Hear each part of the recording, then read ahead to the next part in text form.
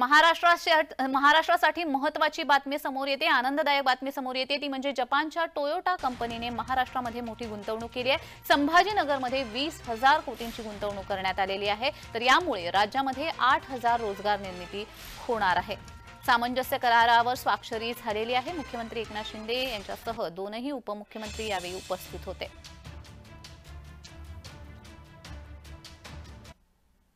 तर या संदर्भात उपमुख्यमंत्री देवेंद्र फडणवीस यांनी आपली प्रतिक्रिया दिली आहे, पाहूयात।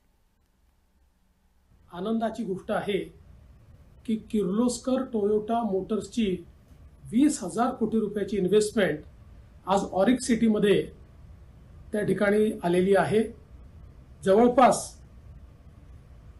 टोयोटा किर्लोस्करच्या माध्यमातून या ठिकाणी 8,000 लोकांना थेट रोजगार मिळणार आहे आणि जवळपास 12 ते 13,000 लोकांना इनडायरेक्ट रोजगार मिळणार आहे।